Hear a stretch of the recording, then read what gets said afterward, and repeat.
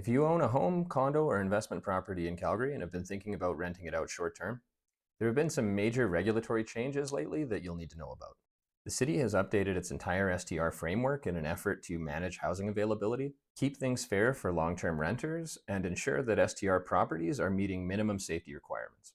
So in this video, I'm going to walk you through exactly how Calgary defines a short-term rental, what the licensing process looks like, what's changed for condo owners and non-primary residences, and how the new moratorium clause could affect hosts and investors going forward. By the end, you'll have a good idea of whether an STR is a good fit for your property and what steps you'll need to take to ensure that it stays compliant. Also, if you're an investor who would like to be notified as new short-term rental approved listings come onto the market, just click the link in the description below. All right, let's get into it.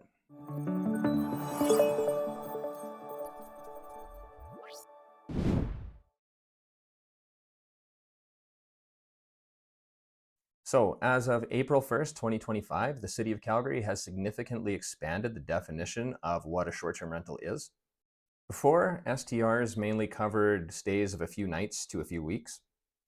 Now, any rental advertised for up to 180 consecutive days falls into the STR category.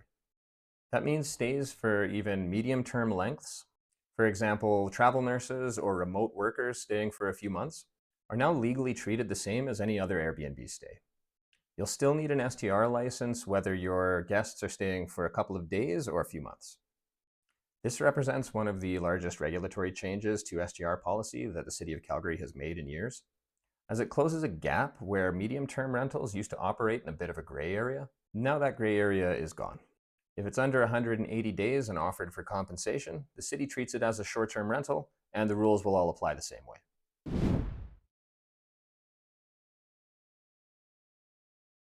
The City of Calgary has also changed how STR licenses are categorized. Instead of the old system where your license type was determined by how many rooms you rented out, licenses are now based around whether your property is a primary or non-primary residence. If the property is your primary residence, meaning you actually live there, the licensing fees are significantly lower. A new STR license for a primary residence now costs $172, and that applies whether you're renting out a spare room, a basement suite, or the whole house while you're away. Non-primary residences are priced differently as they're essentially investment properties used strictly for income generation.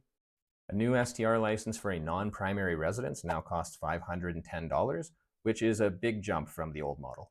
The city increased this fee to better reflect the commercial nature of operating a short-term rental business from a property that you don't actually live in. Both primary and non-primary STRs now require a mandatory safety and fire inspection, which comes with its own $114 fee. And with this fire and safety inspection, you'll need to complete this when you apply for a new STR license, as well as once a year upon renewal. Now, if you already have a license under the old system, when you go to renew that license, you'll be required to declare whether or not your property is a primary or non-primary residence. The city is pretty much treating this as a total transition into their new model.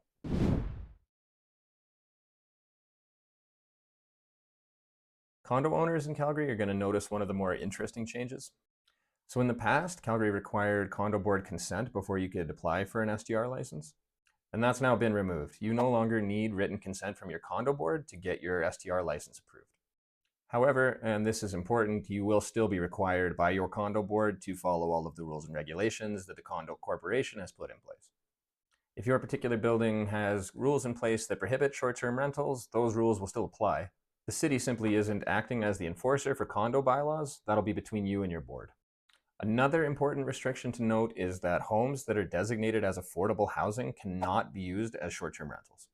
This applies to any unit that could be considered to be part of an affordable housing program or has those types of restrictions registered on title. Under this new regulatory framework, those units are automatically ineligible for STR licensing.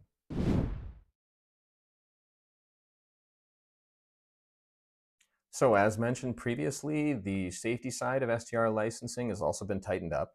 Calgary now requires all STRs to meet minimum fire safety standards, and these standards are based on the 2023 building codes. So what would you need to be in compliance? Well, first you'll need smoke detectors in the right locations, a properly maintained fire extinguisher, unobstructed exit paths, and a posted floor plan that shows exit routes in the event of emergencies. Now, the fire department will check for all of these items during their inspection.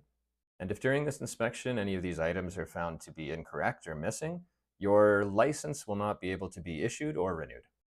And just keep in mind that listing your property before you've passed the inspection can result in some pretty heavy fines, so you'll want to get all of this sorted out ahead of time. As for condo units, safety requirements will still apply. Even if the building has its own fire systems in place, your individual unit will still need to be in compliance. As a host, you'll be responsible for ensuring that your property stays compliant throughout the year. And if anything changes, say you renovate or even just move a fire extinguisher, you'll need to make sure that the posted safety plan still matches reality.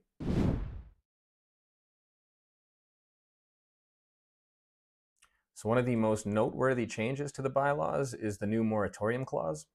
Calgary will now pause the issuance of new licenses for non-primary residences if the city's purpose-built rental vacancy rate falls below 2.5%. And just to note, the current rate is around 4.8%, so we're nowhere near triggering this moratorium yet. The 2.5% threshold was based on the city defining a housing crisis as 2.2%. We don't really expect to see the vacancy rate hit that level for the next few years, given the current state of supply and the current market conditions. Currently, Calgary's rental rates are dropping at the fastest pace out of any major Canadian city. So there likely won't be any material impact from this new rule change for the foreseeable future. However, just keep in mind that vacancy rates can fluctuate, especially given a spike in population or an unexpected uptick in migration. So if the vacancy rate in Calgary ever does dip beneath 2.5%, you won't be able to get a new STR license on a non-primary residence investment property until that number rises back above that threshold once again. Existing licenses would be allowed to continue, and primary residence short-term rentals won't be affected. However, any new investment-style properties that are going to go STR would be on hold. So you don't want to buy a property with the plan of operating it as an STR, only to discover that you can't get a license now because the vacancy rate dropped. So you'll need to keep an eye on the current vacancy rate in Calgary to ensure that you don't get stuck waiting for the vacancy rate to increase before you can get your license approved.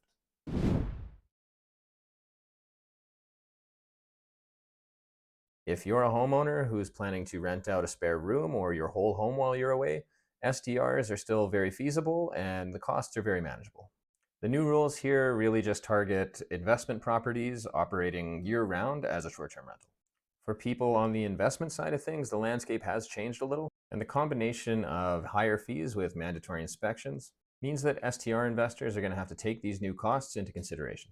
You'll also want to keep in mind the potential for the vacancy rate moratorium and keep an eye on those vacancy rates when you go to apply for a new STR license. Even though this rule probably won't affect you now, it's definitely good to keep an eye on it. Condo owners also need to be cautious. While the city no longer requires board approval, you still can't operate an STR in a lot of buildings, and trying to do so could result in fines from your condo board. So just always make sure to check the condo bylaws before you buy any property with the intent to use it as an STR. And finally, compliance is key. Calgary is ramping up enforcement of these new regulations, and licenses can be revoked if a particular property isn't meeting them. So Calgary's STR regulations have changed a lot in the last year. And one thing to consider if you'd like to take a lot of the guesswork out of the licensing process, considering professional short-term rental management is a great option. So if you'd like any more information on how we could help you through the licensing process, or as mentioned before, if you'd like to be notified as new short-term rental approved listings come up for sale, just click the link in the description below. Thanks for watching, and as always, I'll see you in the next one.